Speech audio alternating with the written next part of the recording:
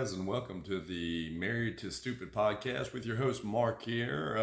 Today we're going to talk about how I became an airline pilot and ended up being an ice cream truck driver instead. I'm not currently an ice cream truck driver. I'm actually going back to school for radio arts, but we're going to discuss pretty much the journey that I took along the way. I mean, that's what this podcast is going to be based on, is those who want to become an airline pilot, you might want to think twice. Now, we're going to talk about other things along the way. It's not just about flying airplanes.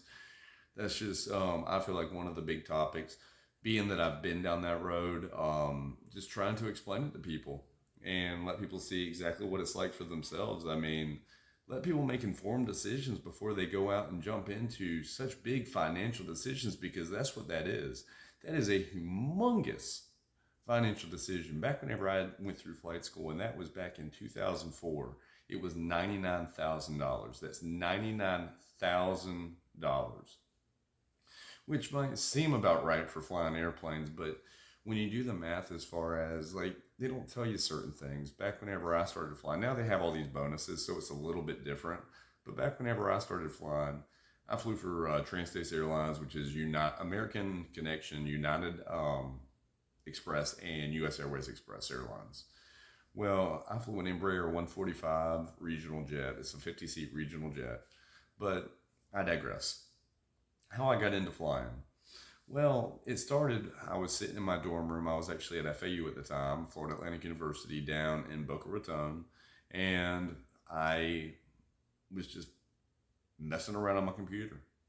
I'd always wanted to be a pilot, so back then I don't think computers were that smart to where they knew what you were like thinking all the time. Like computers nowadays, I don't even have to tell it what I'm thinking, and it'll pretty much pop up.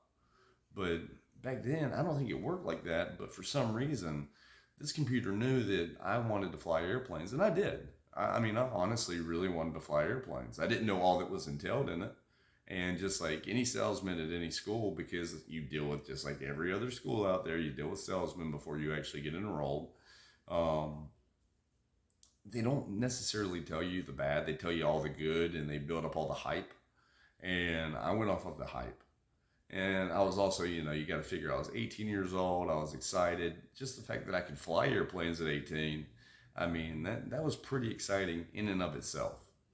But that alone, oh my God, like I got up, and the first thing they do whenever you sign up is they take you up for a discovery flight. And what a discovery flight is they take you up for roughly 30 minutes to an hour. They let you take control of the airplane. They don't let you take it off and land it, do anything like that. But you get up in the air. It's almost like, the first time you drive a car, you get in, your dad will let you, steer a little bit. You're not getting all crazy with the driving going down Interstate 4. But that's more or less what they let you do on a discovery flight. And so I went up on my discovery flight, and I was hooked. So I show up to school, and the first person that you meet is this stereotypical salesman. I was so excited. You have no idea. The first day of, my flight training career beginning. And I'm there for my discovery flight. I meet with my sales rep. His name was David Ports.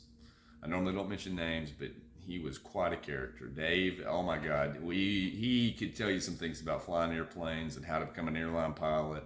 He knew his stuff for being a salesman. I'll say that much. But I was sitting there, and this I keep thinking to myself, how am I going to come up with this $99,000? I mean, that's a lot of money. $99,000 for anything. I mean, that's a house. Well, I wasn't looking at it like that. I was looking at it like I was 18 years old, and I was going to do what I wanted to do no matter what it took to get there. And yeah, I'll be honest with you, in all fairness, I did. I made it to the airlines, and I made it to Trans-States Airlines, which is pretty much a carrier for American Connection, United Express Airlines, and U.S. Airways Express Airlines. But anyways, went there, met up with him, and that's when the journey began. I went through every single rating. The only rating I didn't pass the first time was my private pilot's license. That was only because I can't remember. I think I messed up on some stupid chart question they had on the ground, and pretty much you can either discontinue your check ride, or you can keep on going. I chose to keep on going, even though I knew I pretty much already failed. Um, I mean, other than that, you just keep on going, and going through flight school is just like anything else. I mean, it's an adventure. And I know a lot of people out there have the drive and want to do it. What people don't realize is a lifestyle that comes along with becoming a pilot. If you enjoy your family life, trust me, unless you find a job, it's like anything in life. You have to put in your time to get to the point to where you can have the job that's going to give you the time with your family. And even then, like for instance, FedEx is like one of the ultimate flying jobs out there. You're gone for 2 weeks out of the month. Well, I mean, you're missing 2 weeks, 2 weeks with your family out of the month. I mean, do the math on that. How many weeks of that is out of the year? I mean, what, 2 times 12? What, 24 weeks you're gone? I mean, just stuff like that. I mean, having to live in a crash pad. My crash pad that I lived in whenever I first started flying for the airlines, I was based out of Richmond, Virginia. The crash pad that I lived in had 16 guys in it total. I was low man on the totem pole. So I was sleeping in a room with 6 guys. There were 3 bunk beds, 6 guys total. That's just in one of the 3 bedrooms. In the next bedroom, there were 2 bunk beds for 4 guys. And then there was, I believe it was 2 guys in the master bedroom, but those guys were all senior guys. And living in a crash pad, for instance, can you just imagine being, stuck there? You're a whole bunch of single guys. Some of them are married, but a whole bunch of single guys, and you're trying to bring a woman friend home with 6 other guys or 5 other guys in the room, 6 guys total. It's an interesting lifestyle, that's for sure.